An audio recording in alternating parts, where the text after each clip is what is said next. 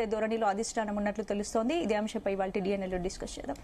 ఏంటి కాంగ్రెస్ లో కొండ వివాదాన్ని ఎలా చూసుకోవడం? ఇది ఒక్క రోజులో జరుగుతుంది కాదు.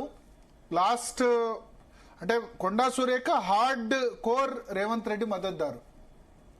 ఒక విధంగా చెప్పాలంటే రేవంత్ రెడ్డి కోసం ఉత్తమ్ కుమార్ రెడ్డి, బట్టి విక్రమార్కను కూడా ఎన్నికల ముందు తిట్టేసింది. ముఖ్యమంత్రి రేవంత్ రెడ్డి ఉండాలని చెప్పి. అందుకు అనుగుణంగానే కేబినెట్ లో తీసుకున్నారు. ఎందుకంటే మీకు లేడీ, ఆమె పద్మశాలి, ఆ భర్త మున్నూరు కాపు, ఇన్ని క్వాలిటీస్ కూడా ఉన్నాయి.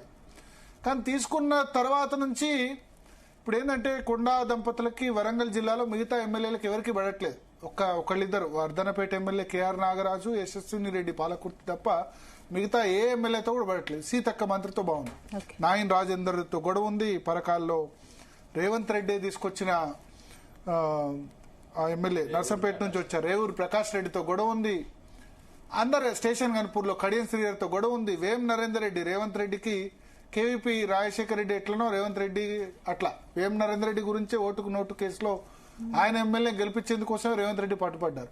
వాళ్ళందరితో కూడా ఇష్యూస్ ఉన్నాయి. ఆ ఇష్యూస్ చిలికి గాలివాన అవుతున్నాయి. ఈ నేపథ్యంలో మన సమ్మక్క సారక్క సంబంధించిన ఆ టెండర్స్ విషయంలో అది దేవాదాయ శాఖకు సంబంధించిన టెండరు. కానీ రేవంత్ రెడ్డి పొంగులేటి శ్రీనివాసరెడ్డిని చూసుకోమని చెప్పారు. ఎందుకంటే కారణం ఏంటంటే బిల్స్ ఇప్పుడు సకాలంలో రావట్లేదు, టైం తక్కువ ఉంది. అక్టోబర్లో వర్క్ చేస్తే ఫిబ్రవరిలో సమ్మక్క సారక్క జాతర ఉంది. సో తొందరగా కంప్లీట్ చేయాలని పొంగులేటి శ్రీనివాసరెడ్డికి బాధ్యత అప్పగించారు. నా శాఖలో నాకు తెలియకుండా పొంగులేటి శ్రీనివాసరెడ్డికి ఎట్లా బాధ్యతలు అప్పగిస్తారని కొండా మురళి ఆమె గొడవ చేశారు. గొడవ చేస్తే నేను ముఖ్యమంత్రి స్థానంలో ఉన్నా, నేను చెప్పిన వినరా, నేను చెప్పిన దాని విషయంలో కూడా గొడవ చేస్తారా అని చెప్పి దేవాదాయ శాఖ నుంచి ఆ ఫైల్స్ అన్ని కూడా R&B శాఖకు షిఫ్ట్ చేసేశారు, కోమటిరెడ్డి వెంకటరెడ్డి శాఖకు. ఇది ఉండగానే కొండా సురేఖకు ఏదో విధంగా వార్నింగ్ ఇవ్వాలి, వార్నింగ్ ఇవ్వకపోతే ప్రాబ్లం అవుతుందని రేవంత్ రెడ్డి అనుకున్నారు. అంటే డైరెక్ట్ గా మంత్రివర్గం నుంచి తప్పించడం కాదు, సపోర్ట్ చేసిన సందర్భంగా ఉంది. కేటీఆర్ మీద ఆమె చేసిన వ్యాఖ్యలు అవన్నీ కూడా ఉన్నాయి. ఆ సందర్భంలో రేవంత్ రెడ్డి కాపాడారు, ఒక విధంగా మంత్రివర్గం నుంచి తప్పించాలన్న ఉద్దేశంతో.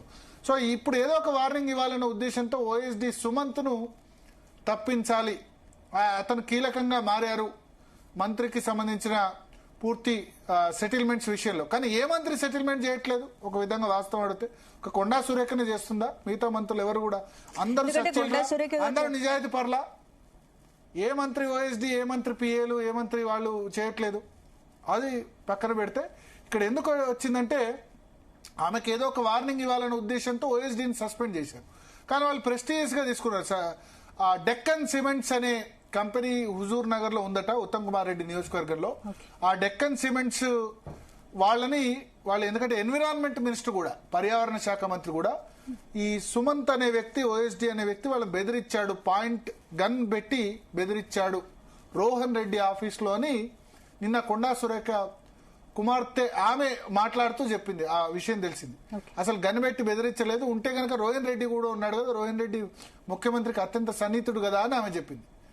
సో మొత్తానికి ఇది ఇప్పుడు బీసీ రిజర్వేషన్స్ వ్యతిరేకంగా వచ్చిన సమయంలో బీసీ మంత్రిని తీసేస్తే పెద్ద ఇష్యూ అవుతుంది. బట్ రేవంత్ రెడ్డి మాత్రం నా కుటుంబం గురించి, ఎందుకంటే నిన్న కొండా సురేఖ కుమార్తె మాట్లాడుతూ ఆమె క్లియర్ గా తిరుపతి రెడ్డి పేరు తీసుకుంది, రేవంత్ రెడ్డి కుటుంబ సభ్యుల పేరు తీసుకుంది. రోహిన్ రెడ్డి వీళ్ళంతా దందాలు చేస్తున్నారు, మా సుమంత్ను తీసేస్తే వాళ్ళందరినీ కూడా తీసేయాలి అని చెప్పి డైరెక్ట్ గా రేవంత్ రెడ్డి పేరు అనేసింది ఆమె, కొండా సురేఖ కుమార్తె. ఇప్పుడు కొండా సురేఖ మీనాక్షి నటరాజన్కి వెళ్తే మీడియా ముందు ఏం మాట్లాడొద్దు అని చెప్తే ఒకటే మాట్లాడింది, నేను పరిష్కార బాధ్యతను మీనాక్షి నటరాజన్ మహేష్ కుమార్ గౌడ్కి ఇద్దరికి అప్పగిచ్చారని చెప్పారు.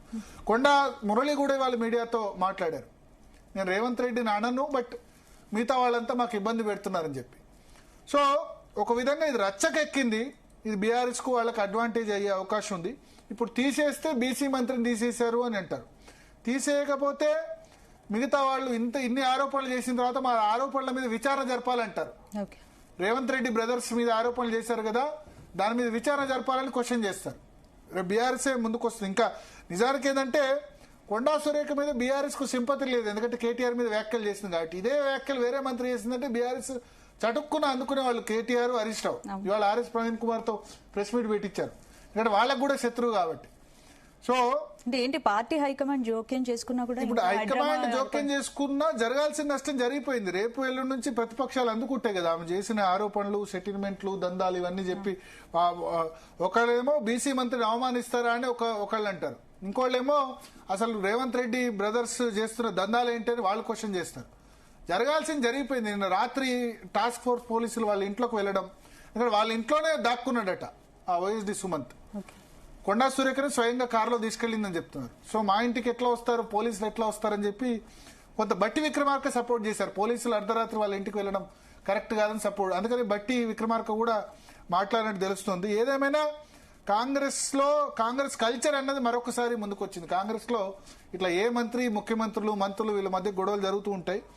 కాబట్టి ఇది బీసీ మంత్రి ఈ సమయంలో, ఆమె పద్మశాలి, భర్త మున్నూరు కాపు, అందుకని హైకమాండ్ కూడా ఆచితూచి ఆలోచిస్తుంది. బట్ రేవంత్ రెడ్డి మాత్రం చాలా సీరియస్ గా ఉన్నారు.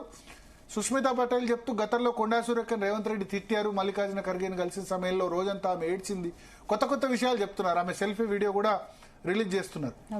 సో మాట్లాడదాం. మనతో పాటు ఉపేంద్ర గారు ఉన్నారు, తాడు శ్రీనివాస్ గారు ఉన్నారు.